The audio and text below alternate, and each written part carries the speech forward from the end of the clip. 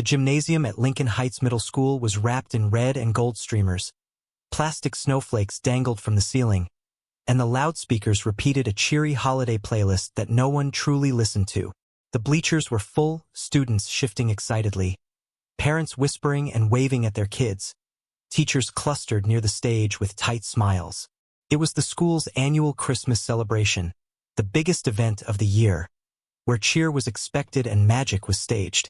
And at the center of it all stood Richard Coleman, padded in red velvet, a faux beard brushing his chest, his voice hoarse from hours of ho-ho-hoing. For most, he was just Santa. For some kids, a momentary escape.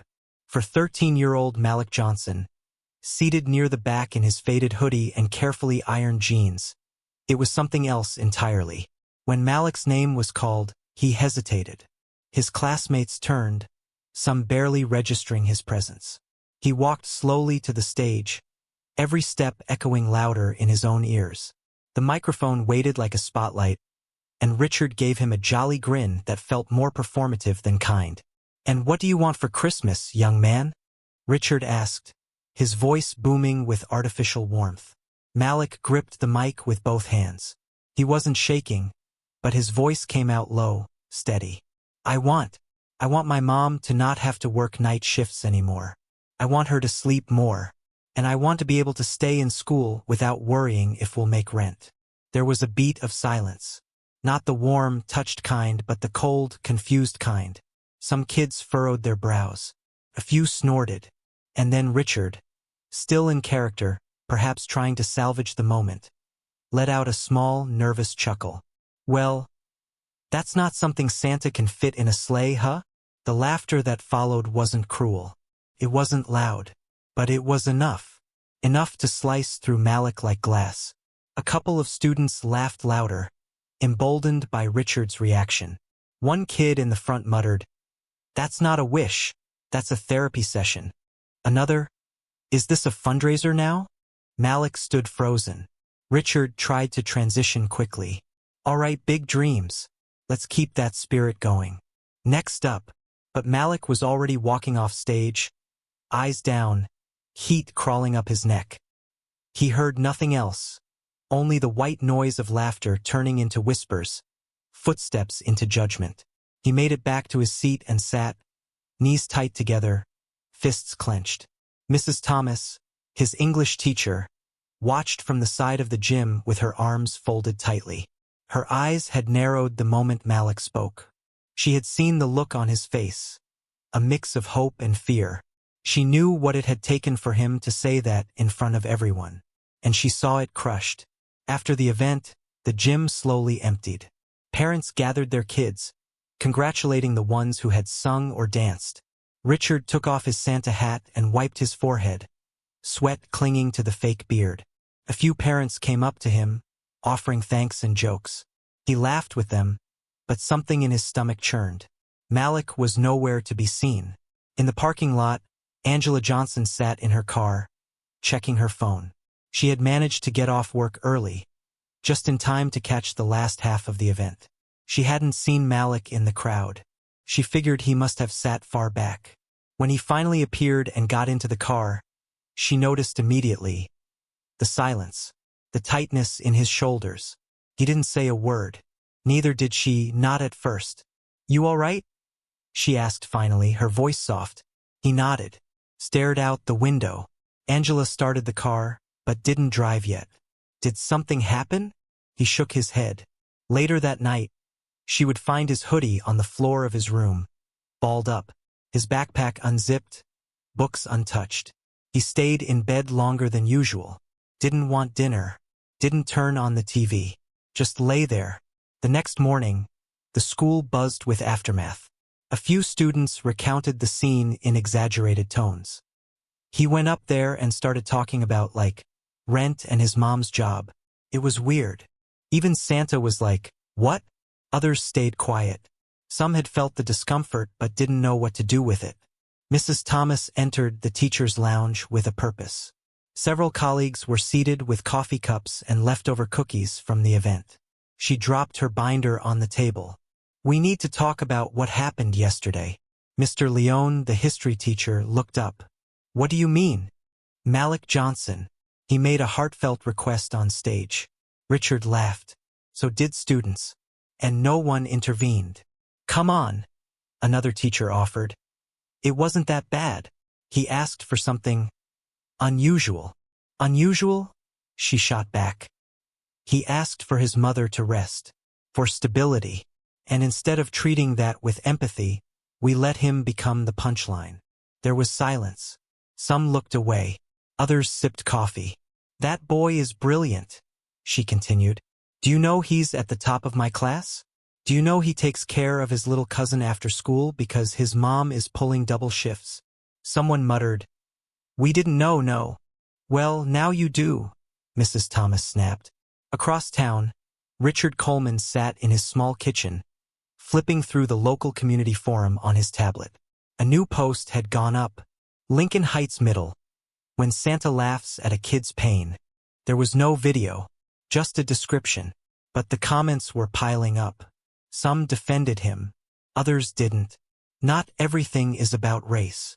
That boy should be praised. His wish was more adult than most adults I know. Santa messed up. Period. Who even screens these volunteers?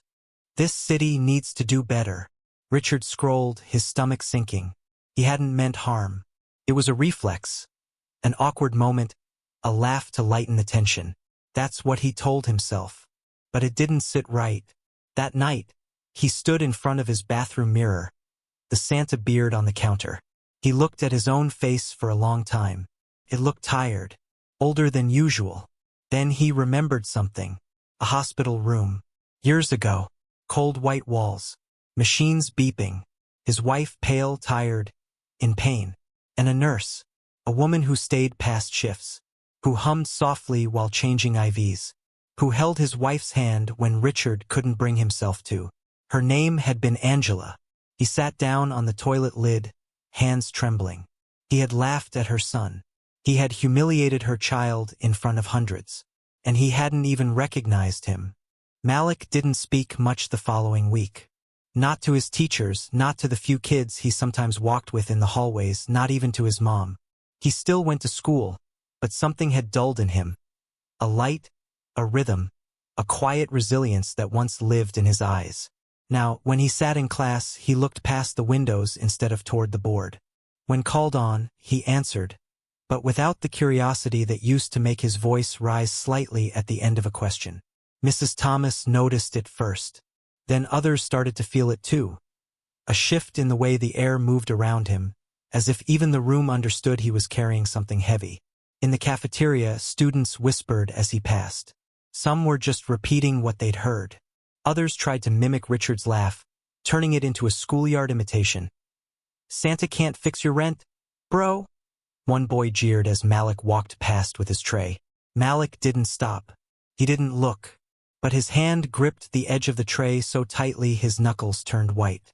A few seats over, a girl named Tasha turned on the boy. Why don't you shut up? She snapped, loud enough for others to hear. He rolled his eyes. It was just a joke. But the mood was different now. Not everyone was laughing anymore. Meanwhile, Angela worked 2 shifts without pause, sensing something wrong with Malik but not knowing how to name it. She had always trusted him to be the kind of kid who didn't need constant supervision. He never got into trouble, never lied, never let his grades fall. But lately he came home and went straight to his room. His homework was done, but mechanically. His answers correct, but without thought. She would knock on his door, try to coax him out with hot cocoa or leftover lasagna. Sometimes he'd come. Sometimes he wouldn't. At night, she lay awake staring at the ceiling, replaying his silence, wondering when exactly things had shifted. At school, Mrs. Thomas debated how much to say, and to whom. She brought it up in a staff meeting. We need to address what happened, she said, looking directly at Principal Dorsey. The holiday event can't just pass like that. Principal Dorsey, a woman who had managed the school for over a decade, folded her hands and took a breath. I understand it was an unfortunate moment, but do we need to escalate it? It wasn't malicious. But it was harmful, Mrs. Thomas countered. And harm doesn't require intent. There was a murmur around the table. Mr. Leone nodded. I watched the recording. Malik was sincere. Richard didn't handle it well. Dorsey glanced around. What are you proposing? We can't undo the event.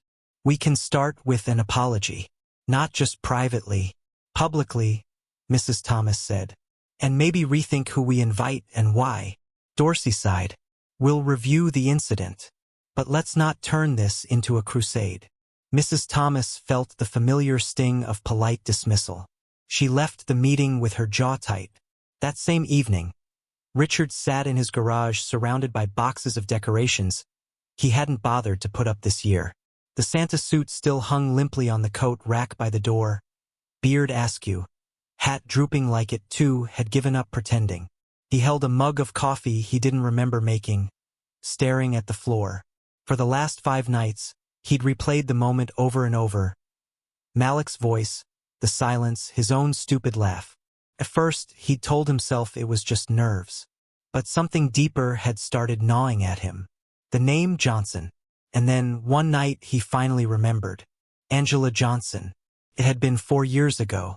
His wife, Susan, was in and out of the hospital during her final months. There had been dozens of nurses, but only one who stayed past the end of every shift. Only one who brought her soup from home when she refused the bland hospital food. Angela. The quiet one. The kind one. He fumbled through old papers until he found it. A note from Susan's bedside drawer. The nurse with the soft hands, Angela. She makes this easier. He sat back, the weight of the realization crashing into him like a wave. That boy Malik was her son. The son of the woman who had comforted his wife while he crumbled outside in the hallway, too afraid to face the dying. He'd laughed at that boy, humiliated him, disrespected his mother's sacrifice without even knowing it. The next day he made a call to the school, asked for the principal, left a message when she didn't answer. Angela got a call too. Not from Richard, but from Mrs. Thomas. I think we should meet, she said gently. There's something you should know about the event. They met after school at a nearby cafe. Angela sat across from the teacher, still in her scrubs, eyes tired. I didn't want to bother you, Mrs. Thomas said, but something happened at the holiday celebration. Something that affected Malik deeply. Angela blinked. He hasn't talked about it. But I know something's wrong. Mrs. Thomas explained everything, the stage, the mic, the wish, the laugh. Angela listened in stunned silence. When it was over, her hand trembled slightly on the rim of her coffee cup. He asked for help, she whispered. And they laughed at him? I'm so sorry, Mrs. Thomas said. He was brave. And what he said, it moved me. But the room wasn't ready for it. Richard, he failed him. Angela swallowed hard, 1,000 emotions colliding behind her eyes. Anger, shame, hurt, but more than anything, guilt. I should have been there, she said. I always say that. And then work takes me away again. You shouldn't have to be everywhere, Angela. You're already doing everything. That night, Angela sat on the edge of Malik's bed. He didn't turn toward her. I know what happened at school, she said gently. He tensed but said nothing. Mrs. Thomas told me. His voice, when it came, was hoarse. I just wanted them to see.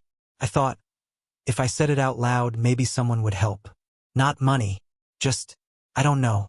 See us. She reached for his hand. He let her take it. I see you, she said. Always. And if they didn't, that's their failure, not yours.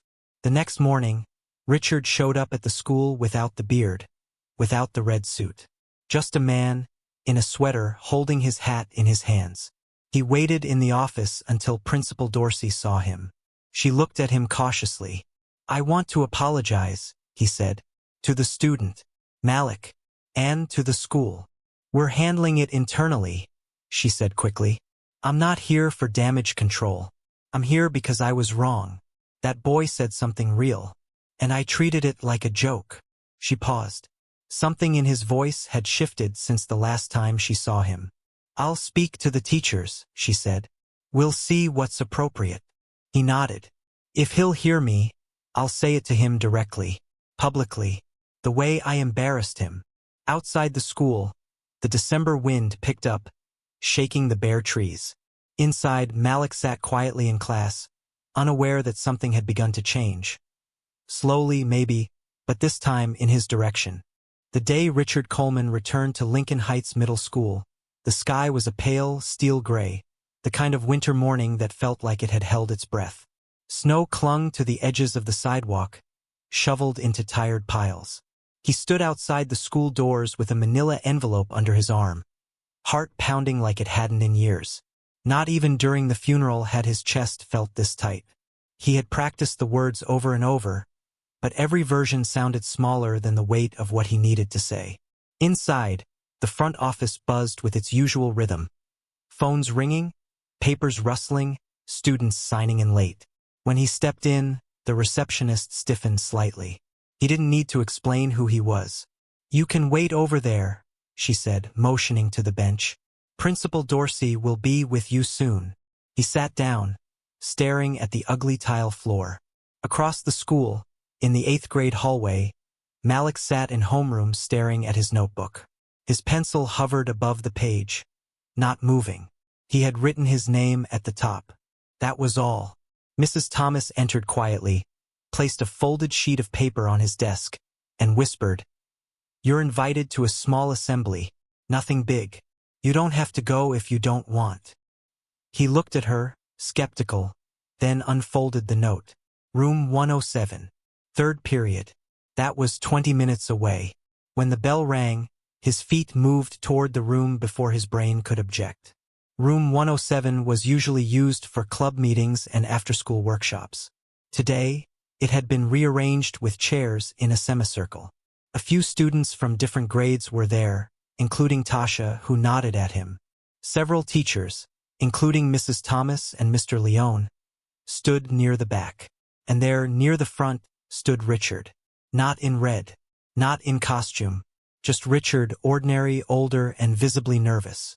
When Malik walked in, their eyes met, and something sharp passed between them. Recognition, shame, discomfort. But Malik didn't look away. He sat. The door closed. Principal Dorsey stepped forward, cleared her throat, and said, "Today is not about punishment. It's about responsibility. Mr. Coleman has something he would like to say." Richard took a breath that trembled slightly. His voice cracked once before it steadied. "Last week," he began, "I stood in front of many of you wearing a costume that was meant to bring joy. I was supposed to represent something warm and safe. And when a young man stood in front of me and shared something honest, something deeply personal and brave, I laughed." He paused. No one moved. "I didn't laugh because I thought it was funny. I laughed because I didn't know what to do with the truth. I wasn't ready to hear it, because I haven't lived it. And instead of sitting with that discomfort, I made a boy feel small. That was wrong." His voice didn't get louder. If anything, it got quieter. More real. "Malik, I owe you more than an apology. I owe you respect. You stood in front of a gym full of people and spoke your truth. And I did what people like me have done for a long time when faced with something they don't understand. I dismissed it. And you." Malik's eyes didn't blink. He was still but not closed off. Richard continued, "There's something else I need to say, something I only realized days later. A few years ago, my wife, Susan, spent the final weeks of her life in a hospital here in Cleveland. I was there every day, but I was falling apart. I couldn't even hold her hand sometimes. But there was a nurse who did, who stayed past her shift, who brought soup from home, who treated my wife like family when I couldn't." He looked directly at Malik. "Her name was Angela. Your mother." A quiet gasp rippled through the room. Richard's voice caught. "She showed my wife more compassion in her last days than most people ever experience. And I didn't even recognize her son when he stood before me." Malik's breathing shifted, slightly faster. Mrs. Thomas took a step forward, ready to intervene if needed, but didn't. "This isn't about me fixing what I did," Richard added. "I can't. But I want you to know that your voice matters. It did that day, it does today, and it will tomorrow. And if there's anything I can do, publicly, privately, truthfully. To lift that voice instead of silencing it, I will. The room was heavy with silence. Not oppressive, but full, like something meaningful had just settled over them. A student near the back raised his hand awkwardly. So, are you still gonna be Santa? A few people chuckled nervously, but Malik didn't. He stood. Slowly. Everyone watched him. He walked toward Richard, not fast, not aggressive, just deliberate. Then he stopped a few feet away, looked up. You made me feel like I was wrong for asking for something that wasn't a toy, he said quietly. Like I was stupid for wanting something real. Richard nodded, eyes wet. I know. And now everyone knows what I asked. Everyone talks about it. Even kids I don't know. I understand, Richard said. And I'm sorry. Malik stared at him a moment longer. Then he said, don't wear the suit again. Not here. Not around kids like me. Unless you're ready to hear them. Richard's lips parted, not to argue, but because he was surprised by the clarity of that request. He nodded. Okay. Principal Dorsey stepped in. Thank you, Malik. Thank you, Mr. Coleman. If anyone else wants to speak. But no one did. Not yet. It was enough. After the assembly, Malik walked back to class. As he passed through the hallway, he felt the stares, but they were different now. Not mocking, but uncertain. Curious. Maybe even respectful. That afternoon, he got into the car, and Angela looked at him. He didn't speak, but he nodded once. That was enough for her. She reached over and rested a hand on his head. Just for a moment. At home, he opened his notebook again and started writing. This time, the pencil moved with purpose. And across town, Richard took the red suit down from the hook, folded it carefully, placed it in a box, and wrote on the lid, in thick black marker, "Not until I can listen." The days that followed the assembly were quieter, but the silence no longer felt like judgment. It was a different kind of stillness now, one that made space for reflection. The whispers in the hallway hadn't disappeared, but their tone had changed. Some kids who used to laugh at Malik's wish now looked at him differently, almost like they were seeing him for the first time. A few nodded as he passed. Others said nothing but didn't look away either. Even the teachers carried themselves with more caution. Not performative, not overly kind, but conscious, like something fragile had been placed in their care and they didn't want to drop it again. Malik didn't transform overnight. He still preferred the back row. He still walked the halls with his hood half up. But his notebook began to fill again. Slowly, steadily. In Mrs. Thomas's class, when she assigned a personal essay, he wrote 3 pages. She read it twice. It wasn't about the event. It was about what it felt like to be 13 and feel older than your age. What it felt like to come home to an empty apartment and pretend you weren't scared. What it felt like to want something better and not know where to put that want without sounding like you were begging. When she returned it, she wrote one line in red ink at the bottom. Your voice is a lighthouse. Keep it lit. Angela saw the change too. Not all at once, but in the way Malik spoke a little more at dinner, in the way he left his door slightly open while doing homework. One evening, she came home to find him helping his younger cousin Elijah with math, explaining fractions with a patience that didn't come naturally to most adults. She stood in the hallway and watched them for a moment, a slow smile tugging at her tired face. She hadn't known what would come from the assembly. She hadn't expected closure. But she felt something shift inside her too. A kind of release. The weight she carried, the endless second-guessing of whether she was doing enough, whether Malik was okay. It wasn't gone. But it was lighter. At school, other conversations began to surface. Tasha, the girl who had defended Malik in the cafeteria, wrote a poem about the assembly and shared it during a class reading. Another student, a shy boy from 6th grade, talked about how he'd never told anyone his mom worked night shifts too. Mrs. Thomas encouraged these stories. She invited speakers from the community to come in, not just to inspire, but to listen. Lincoln Heights began shifting from a school that celebrated holidays with skits and candy to one that started asking harder questions. Who's missing from this story? Who do we forget to see? Principal Dorsey, at first reluctant, found herself pulled into the change. After attending a workshop on equity in education, she called an all-staff meeting and asked, "What would it look like if we built events around the lives our students are actually living?" It wasn't radical. It wasn't revolutionary. But it was real. And then there was Richard. He didn't return to the school after the assembly, not for lack of interest, but out of respect. He understood now that his presence had become something complicated, something that needed time. Instead, he wrote a letter. It wasn't flashy. It wasn't long. He mailed it to the school office with a note asking Mrs. Thomas to deliver it privately. Malik found it inside his locker, folded carefully. It wasn't sealed, just creased and slightly smudged, like it had been held with real hands. "Dear Malik, I wanted to thank you, not just for allowing me to speak, but for the way you answered. You taught me more in 5 minutes than most people teach in a lifetime. I've spent years dressing up as someone who brings joy to children, but I never asked myself what joy actually means for someone who carries as much as you do. I will never forget what you said. I will never forget your face. And I will never forget your mother's kindness. Now that I finally understand how much it meant, I've started volunteering at the community center downtown. I don't wear red. I don't carry a sack. I just show up and listen. It's not enough, but it's a start. With respect, Richard." Malik read it twice, then placed it in the back of his notebook between 2 blank pages. He didn't tell anyone about it. Not yet. By the time Christmas arrived, the city had softened with snow. Angela had traded shifts with another nurse so she could stay home Christmas Eve. She and Malik baked a box of cookies from a store mix, watched a movie that neither of them really liked, and stayed up too late.